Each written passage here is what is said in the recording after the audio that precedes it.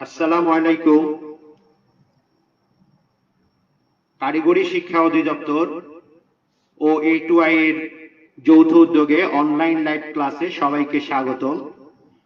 আশা করি স্বাস্থ্যবিধি মেনে সবাই ভালো আছো। দিনের শেষ ক্লাস সার্ভেইং 2, সাবজেক্ট কোড 66444। সপ্তম অধ্যায় নিয়ে আজকে আমরা কথা বলবো। সপ্তম অধ্যায়ে আছে কন্ট্যুর, কন্ট্যুরিং এবং কন্ট্যুর ম্যাপিং। এটা তোমাদের সাথে আমার পঞ্চম ক্লাস। এর আগে আমরা আরো 4টা ক্লাস নিয়েছি। আমি তোমাদের সাথে চতুর্থ পর্ব সিভিল টেকনোলজির বিষয় তোমাদের সাথে আছি engineer Mohammad Jahangir Alam, instructor civil, Chattogram polytechnic institute, Chattogram. আজকের পাঠ পরিচিতি: contour, contouring, horizontal equivalent and contour interval, characteristics of contour, uses of contour, methods of contouring, procedure of different methods of contouring, interpolation of contour by estimation method, procedure of drawing contour map of hill, reservoir, valley, etc., various uses of contour map, locating the proposed route for road, canal, drainage work on contour map. এখন আমরা contour, contouring, horizontal equivalent and contour interval নিয়ে আলোচনা করব। এই জন্য আমরা প্রাসঙ্গিক কিছু ছবি দেখাচ্ছি। ছবি নিয়ে কথা বললে বুঝতে সুবিধা হবে, যেহেতু জিনিসটা তোমাদের জন্য খুব নতুন। এটা খুব সুন্দর একটা দৃশ্য, তাই না? দৃশ্যটা বাংলাদেশে না অবশ্য। এই ধরনের দৃশ্য তোমরা দেখবা Philippines, Thailand, Cambodia, Japan, China, এইসব দেশগুলিতে, অর্থাৎ আমাদের থেকে পূর্ব দিকের পূর্ব এশিয়া দেশগুলিতে। এখানে তোমরা প্রায় দেখবা যে এখানে অগ্নুৎপাত হয়। অগ্নুৎপাতের ফলে এখান থেকে ভিতর থেকে কিছু পাথর বেরিয়ে আসে। সেই পাথরগুলি পাহাড়ের গায়ে ছেটানো থাকে। এই পাথর দিয়ে এরা এই বিভিন্ন ধাপগুলি তৈরি করে। এক একটা ধাপ তৈরি করে পরে ধান চাষের জন্য উপযোগী করে তোলে। কিন্তু এটা আমাদের দেশে সম্ভব না, যেহেতু আমাদের এরকম পর্যাপ্ত পরিমাণ পাথর পাওয়া যায় না। আচ্ছা, যাই হোক, সেটা বিবেচ্য না। কিন্তু এখানে দেখো কি সুন্দর, এখানে ধাপ তৈরি করে করে ধান চাষের জন্য উপযোগী। অর্থাৎ এখানে একটা হরিজন্টাল আছে এবং ভার্টিক্যাল আছে। হরিজন্টাল অংশটাতে ধান চাষ করা হয়েছে, ভার্টিক্যাল অংশ দিয়ে স্টেপ তৈরি করা হয়েছে। স্টেপগুলি হচ্ছে পাথর দিয়ে তৈরি, যার জন্য এক একটা ধান ক্ষেত বা পেডি ফিল্ড প্রায় 100 থেকে 200 বছর টিকে যায়। এখানে যে হরিজন্টাল, এখানে দেখো একই জিনিস একটু বড় করে দেখানো। এখানে যে হরিজন্টাল অংশটা, এটাকে আমরা যদি এক্স বলি এবং ভার্টিক্যাল অংশটাকে যদি ওয়াই বলি, এই এক্স কে বলা হয় হরিজন্টাল ইকুইভ্যালেন্ট আর ভার্টিক্যালটাকে বলা হয় কন্ট্যুর ইন্টারভেল। উদ্দেশ্য হচ্ছে এই যে এক একটা ধাপ এক একটা অনুভূমিক অংশ, একটা অনুভূমিক তল। দেখো এই ধাপটা যদি আমরা চিন্তা করি, এই ধাপটা একটা সমান জায়গা। এখানে তো পানি দিয়ে চাষ করা হয়, তাহলে তো এটা যদি উঁচু নিচু থাকতো তাহলে একদিকে পানি বেশি থাকবে, একদিকে কম থাকবে। সেই যেন না হয়, সেই জন্য এটা সমতল করে রাখা হয়েছে। তার মানে কি, এদের উচ্চতা একই, প্রত্যেকটা বিন্দুর উচ্চতা একই। অর্থাৎ আমরা যদি কোনো একটা উপাত্ত তল থেকে কল্পনা করি, তাহলে সবচেয়ে উপরের ধাপের বাহিরের বিন্দুগুলির উচ্চতা এবং ভিতরের বিন্দুগুলির উচ্চতা একই। তাহলে আমরা বাহির বরাবর যদি একটা কাল্পনিক রেখা চিন্তা করি, আবার পরের ধাপের বাহির বরাবর যদি একটা কাল্পনিক রেখা চিন্তা করি, এই প্রত্যেকটা রেখাকে বলা হয় কন্ট্যুর রেখা। অর্থাৎ কোনো একটা উপাত্ত তল থেকে বা কোনো একটা ডেটাম থেকে একই উচ্চতার বিন্দুগুলির সংযোগকারী কাল্পনিক রেখাকেই বলা হয় কন্ট্যুর রেখা। এই দেখো, এই হচ্ছে কন্ট্যুর। ওখানে খেয়াল করছো ধাপগুলি সব একই সমান। অর্থাৎ এখানে 1 মিটার, নিচেরটাতেও দেখো ধাপ 1 মিটার। 1 মিটার এখানে আমি বোঝানোর জন্য 1 মিটার লিখেছি, এটা সুবিধা মতো। এটা নির্ভর করবে পাহাড়টা যদি খুব খাড়া হয় সেখানে ধাপটা বেশি হবে, অর্থাৎ 1 মিটারের জায়গায় 3 মিটার 4 মিটার হতে পারে। আবার যদি এটা সমতল হয় তখন 1 মিটার দেওয়ার জায়গা থাকবে না, তখন এটা কন্ট্যুর ইন্টারভেল তার কম হবে। আর যেই জায়গাটা ধান চাষ করা হয়েছে অর্থাৎ হরিজন্টাল জায়গাটা, অর্থাৎ যেটাকে আমরা এক্স বলছি, সেটাকে বলা হয় হরিজন্টাল ইকুইভ্যালেন্ট। হরিজন্টাল ইকুইভ্যালেন্ট এখানে কম, পরের ধাপে দেখো আরো বেশি। তাহলে যেখানে হরিজন্টাল ইকুইভ্যালেন্ট বেশি হবে সেখানে ঢাল বা স্লোপ কম হবে। এখানে 10 মিটারে 1 মিটার মানে 10%, এখানে 5 মিটারে 1 মিটার অর্থাৎ 20%। এই ছবিটা দেখো অনেক সুন্দর। এখানে এই ধাপটা, এক একটা ধাপ হচ্ছে এক একটা কন্ট্যুর রেখা, এক একটা অনুভূমিক ধাপ এক একটা কন্ট্যুর রেখা, অর্থাৎ কোন একটা উপাত্ত তল থেকে এই বিন্দুগুলির উচ্চতা একই। এই ধাপে খেয়াল করো এখানে হরিজন্টাল ইকুইভ্যালেন্ট বেশি, অর্থাৎ এক্স এর মান বেশি, কিন্তু ওয়াই এর মান তো সব জায়গায় একই। তার উপরের ধাপে দেখো এখানে এক্স এর মান কম। এখানে আমরা উপরের প্রান্ত, উপরের ধার বরাবর যদি, উপরের ধার আর নিচের ধার বরাবর যদি আমরা রেখা টানি, তাহলে যেই স্লোপটা হবে এটা অনেক খাড়া হবে। আর পরবর্তী ধাপের এই প্রান্ত আর এই প্রান্ত, পরের কন্ট্রোল রেখার এই প্রান্ত, এই দুইটা যদি সংযোগ করি দেখা যাবে যে স্লোপটা আরো কম হবে, কারণ এখানে হরিজন্টাল ইকুইভ্যালেন্ট বা এক্স এর মানটা বেশি, কিন্তু ওয়াই এর মান তো সব জায়গায় একই যেহেতু কন্ট্রোল ইন্টারভেল। এইটা দেখো একটা পাহাড়, এই পাহাড়ের কন্ট্রোল ইন্টারভেল কোনো একটা ম্যাপে যদি কন্ট্রোল ইন্টারভেলের পরিমাণ সমান হবে, পরিবর্তন হবে না কোথাও। এটা এখানে দেখা যাচ্ছে যে কন্ট্রোল ইন্টারভেল হচ্ছে 250 করে, এখানে 2000, তারপরে 2250, 2500, তার মানে প্রত্যেকটা ক্ষেত্রে কন্ট্রোল ইন্টারভেলের পরিমাণ সমান 250 করে।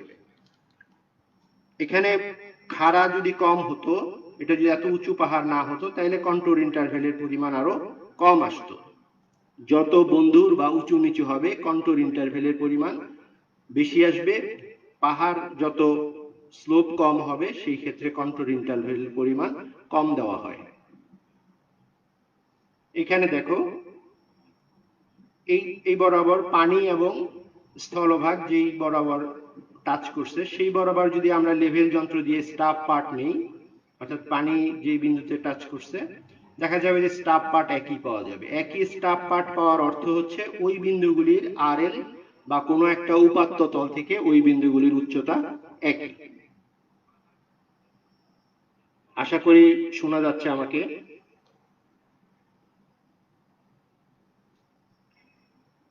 এখানে দেখো এক একটা রেখা এক একটা কন্ট্রোল লাইন, অর্থাৎ যখন পানি আরেকটু উপরে ছিল তাহলে নিশ্চয়ই এই রেখা বরাবর ছিল। সমোচ্চশীলতা যেহেতু পানির প্রধান ধর্ম, তাহলে পানি একই উচ্চতা এখানে ছিল।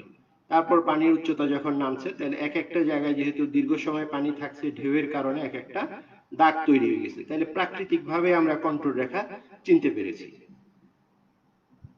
এখানেও দেখো এটা একটা লেক, লেকে যেহেতু জোয়ার ভাটার কোনো প্রভাব নাই, অর্থাৎ সব জায়গায় একই উচ্চতায় পানি থাকে, এই বরাবর যেখানে স্থল এবং জলভাগ পরস্পর মিলিত হয়েছে সেই বরাবর যদি আমি একটা রেখা টানি বা এই বরাবর যদি আমি লেভেল যন্ত্র বসে স্টাফ পার্ট নেই, একই স্টাফ পার্ট পাওয়া যাবে। অর্থাৎ একই স্টাফ পার্ট পাওয়ার অর্থ হচ্ছে এদের উচ্চতা একই বা আরএল একই।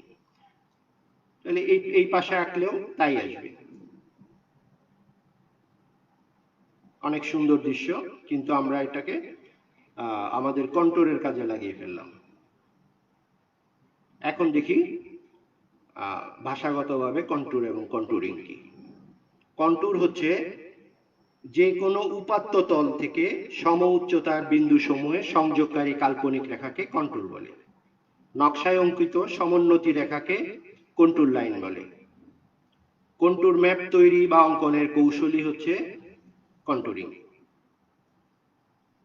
আর হরিজন্টাল ইকুইভ্যালেন্ট দুইটি কন্ট্যুর রেখার অনুভূমিক দূরত্বকে হরিজন্টাল ইকুইভ্যালেন্ট বলে। আর কন্ট্যুর ইন্টারভেল দুইটি কন্ট্যুর রেখার উলম্ব দূরত্বকে কন্ট্যুর ইন্টারভেল বা সমোন্নতি ব্যবধান বলে।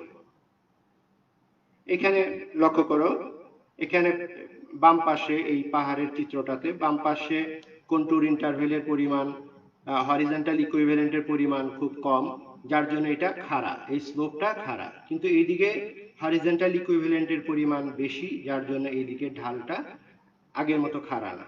আবার দেখো এইখানে কন্টুর ইন্টারভেলের পরিমাণ একই, অর্থাৎ এখানে 0, 20, 40, অর্থাৎ এদের পার্থক্য 20 করে।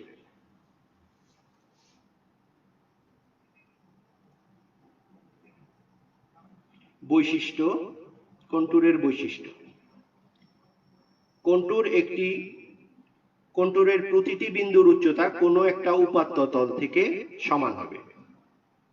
খাড়া পাহাড় বা খাড়া ঢাল ছাড়া কন্টুর রেখা পরস্পরকে স্পর্শ করে না। ঝুলানো পাহাড় ছাড়া কন্টুর রেখা একটি অন্যটিকে অতিক্রম করে না। লক্ষ্য করো এই চিত্রে, এই কন্টুর রেখাগুলি এই রেখা আর একটা রেখাকে টাচ করে না, কিন্তু এই পাশে এসে ভিতরের দিকে দেখো এখানে কন্টুর রেখাগুলি পরপর 3টা কন্টুর রেখা পরস্পরকে টাচ করছে। তার মানে এই উপরের দিকে লক্ষ্য করো, উপরের দিকে এটা ভার্টিক্যাল, যার জন্য কন্টুর রেখাগুলি পরস্পরকে স্পর্শ করছে। স্বাভাবিকভাবে মাটির যেটা ধর্ম, মাটির ধর্ম অর্থাৎ অ্যাঙ্গেল অফ রিপোজের কারণে এখানে মাটি এইভাবে থাকার কথা না। এটা যদি স্টোনের পাহাড় হয়, পাথরের পাহাড় হয়, যেটা সহজে ক্ষয়প্রাপ্ত হয় না, সেই ধরনের পাহাড় হলে থাকতে পারে, ভার্টিক্যাল থাকতে পারে, সেই ক্ষেত্রে কন্টুর রেখাগুলি একটি আরেকটিকে টাচ করবে। আবার অনেক ক্ষেত্রে দেখা যায় এরকম স্টোনের পাহাড় যদি থাকে, কোনো কারণে এই পার্শ্বটা যদি ক্ষতিগ্রস্ত হয়ে যায়, বা অনেক সময় নদীর স্রোত বা বাতাসের কারণে যদি কোনো কারণে ক্ষতিগ্রস্ত হয়, অর্থাৎ ওভারহ্যাঙ্গিং ঝুলন্ত পাহাড় যদি হয়, সেই ক্ষেত্রে ভিতরের অংশ থেকে উপরের অংশটা দেখো, নিচের অংশ থেকে উপরের অংশ, নিচে আরএল কম, আমরা যত উপরের দিকে যাব এখানে আরএল বেশি। নিচে আরএল হচ্ছে 10, এখানে আরএল হচ্ছে 40। তাহলে 10 আরএলটা ভিতরে, কিন্তু 40 আরএলটা দেখো এখানে নিচের ড্রয়িং এ এটা বাহিরের দিকে, তাহলে এটা বাহিরের দিকে ঝুলে আছে। স্বাভাবিকভাবে এটা হয় না, কিন্তু ঝুলন্ত অবস্থায় থাকলে কন্টুর রেখা একটা আরেকটাকে অতিক্রম করে। কন্টুর লাইন ম্যাপের মাঝে আরম্ভ বা শেষ হয় না, এটা মাঝখান থেকে আরম্ভ বা মাঝখানে শেষ হয় না। এটা দেখো একটা কন্টুর, দেখো কন্টুর লাইন এক দিক থেকে শুরু হয়ে আরেক দিকে বের হয়ে যাবে, কিন্তু মাঝখানে এক জায়গায় শুরু হয়ে আরেক জায়গায় শেষ হবে না। এখানে দেখো একটা মাঝখানে একটা রেখা মোটা করে দেওয়া আছে, এটাকে কন্টুর ইন্ডেক্স বলা হয়। অর্থাৎ এইখানে মান লেখা থাকবে কন্টুরের, অর্থাৎ এর আরএল কত বা উচ্চতা কত। অর্থাৎ দেখলে যে কেউ এখন দেখলে বুঝতে পারবে যে উপরেরটা 3D ছবি, উপরের ছবিটা না দেখে যদি আমি এই দৃশ্যটা দেখি তাহলে কি বুঝবো, এটা 100, 200, 300, তার মানে কি এখান থেকে এদিকে উঁচু। এখন তোমাদের খুব সুন্দর একটা ধারণা তোমরা পেয়ে যাবে। এখানে কন্টুর রেখাগুলি দেখো কাছাকাছি, তার মানে এই জায়গাটা খারাপ। এখানে কন্টুর রেখাগুলি একটু দূরে, এই জায়গাটা তুলনামূলকভাবে সমতল। এখানে কন্টুর রেখাগুলি আরো দূরে, অর্থাৎ এই জায়গাটায় অনেকটা সমতল। যেখানে কন্টুর রেখা খুব কাছাকাছি, এই যে উপরের 3D ছবির উপরে দেখো এখানে স্টিপ, বেশি ঢাল, এখানে খারাপ। আবার যেখানে কন্টুর রেখাগুলি দূরে আছে সেগুলিকে সমতল দেখায়। কন্টুরের বৈশিষ্ট্য, ভূমি বেশি ঢালু বা খাড়া হলে হরিজন্টাল ইকুইভ্যালেন্ট কম হবে। কন্টুর রেখা সমদূরত্বে থাকলে সমঢাল বোঝাবে। দেখো এখানে যদি কন্টুর রেখাগুলি একই দূরত্ব থাকে, এখানে দেখো প্রায় দূরত্বগুলি হরিজন্টাল এক্স এর মানগুলি প্রায় সমান। যদি একেবারে সমান হয়, কোনো একটা ম্যাপে যদি দেখা যায় যে এক্স এর মানগুলি সমান, তাহলে সেটা স্ট্রেট লাইন হবে, সমঢাল, একই ঢালে থাকবে। কন্টুর রেখার হরিজন্টাল ইকুইভ্যালেন্ট বেশি হলে সমতল নির্দেশ করে। ধারাবাহিক বদ্ধ কন্টুর রেখাগুলির মান বাহির থেকে ভিতরের দিকে বেশি হলে পাহাড় বা টিলা নির্দেশ করে। যদি এই দেখো এটা একটা ক্লোজ কন্টুর, এখানে কন্টুর লাইনের বাহিরের আরএল 0, 500, 1000, 1500, অর্থাৎ কি বাহির থেকে ভিতরের দিকে ক্রমান্বয়ে আরএল এর মান বৃদ্ধি পাচ্ছে। এটাকে যদি আমরা সেকশন আঁকি এখান থেকে, তাহলে ক্রমান্বয়ে দেখবো যে বাহির থেকে ভিতরের দিকে আরএল বেশি, তার মানে এটা একটা পাহাড় বা উঁচু ভূমি বা টিলা নির্দেশ করবে। ঠিক তার বিপরীত হতে পারে, যদি বাহির থেকে ভিতরের দিকে আরএল এর মান কমে যায়, তাহলে সেটা ডোবা, পুকুর বা জলাশয় নির্দেশ করবে।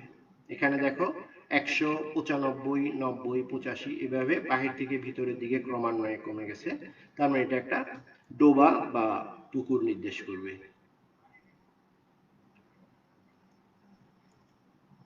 ধারাবাহিক কন্ট্যুর রেখাগুলির মান বাহির থেকে ভিতরের দিকে কম হলে খাল বা নদী নির্দেশ করবে। যদি ওপেন ট্রাভার্স হয়, আগেরটা ক্লোজ ছিল, এটা ওপেন, অর্থাৎ প্রথম বিন্দুর সাথে দ্বিতীয় শেষ বিন্দু মিলবে না।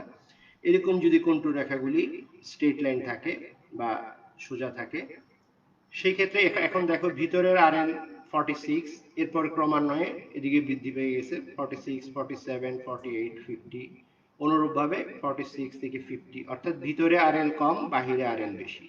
এই ধরনের যদি হয় সেটা ক্যানেল হবে। এর উল্টা যদি হয়, অর্থাৎ বাহিরে ভিতরে বেশি, বাহিরে যদি কম হয়, তাহলে সেই ক্ষেত্রে ড্যাম বা আইল হবে, কোনো একটা উঁচু বাঁধের মতো হবে। এখানে দেখো ভিতরে আরএল 50, বাহিরের আরএল 46, এর দিকেও বাহিরে আরএল 46। তাহলে এই সেকশনটা দেখো, মাঝ বরাবর আরএল হচ্ছে 50 এবং ক্রমান্বয়ে এদিকে কমে 46 পর্যন্ত হয়ে গেছে। এখানে এই যে ছোট ছোট ধাপগুলি দেখানো হয়েছে, কন্ট্রোল ইন্টারভেল 1 মিটার করে। কন্ট্যুর রেখা খন্ড খন্ড হবে না, অর্থাৎ মাঝে মাঝে অর্ধেক থাকবে অর্ধেক থাকবে না, এই ধরনের হবে না। শুরু হলে এক জায়গায় গিয়ে শেষ হবে। কন্ট্যুরের ব্যবহার, কন্ট্যুরের সাধারণত 3 ধরনের ব্যবহার আছে: সাধারণ ব্যবহার, ইঞ্জিনিয়ারিং ব্যবহার এবং মিলিটারি বা সামরিক ব্যবহার। প্রথমে আসো সাধারণ ব্যবহার। সাধারণ পাবলিক কি বুঝবে একটা কন্ট্যুর ম্যাপ দেখলে? কোন এলাকার ভূমির বন্ধুরতা বা উঁচু নিচু সম্পর্কে একটা ধারণা পাবে। এই ম্যাপ থেকে বিভিন্ন বিন্দুগুলির আপেক্ষিক উচ্চতা সম্পর্কে ধারণা পাবে।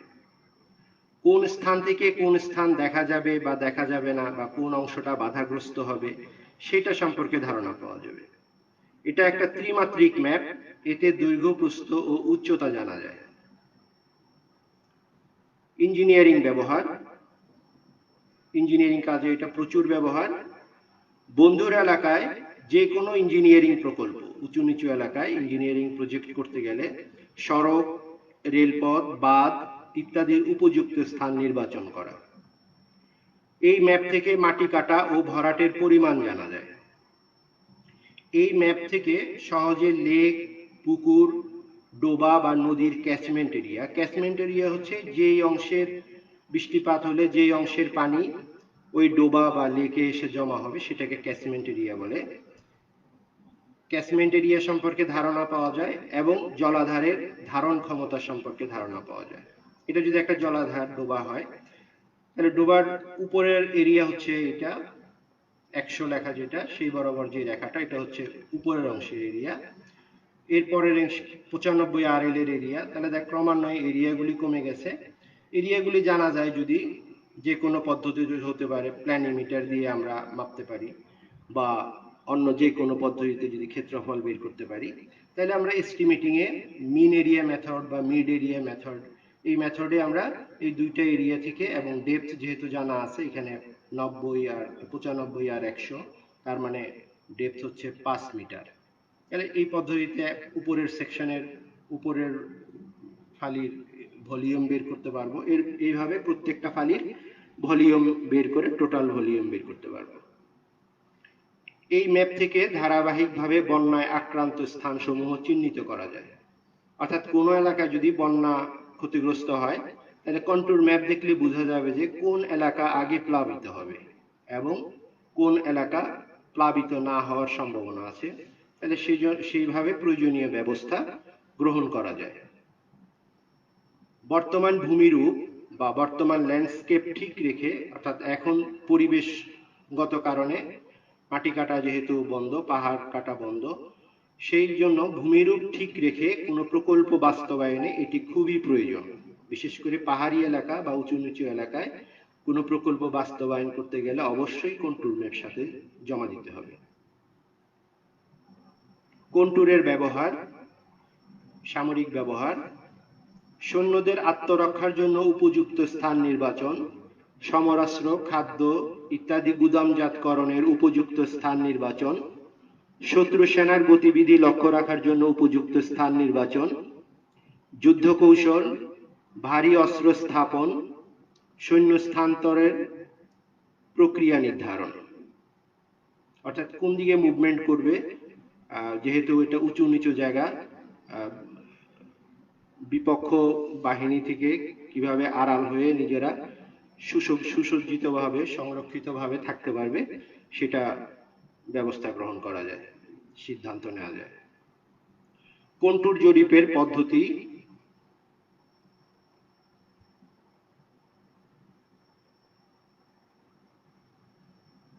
কন্টুর জরিপের পদ্ধতি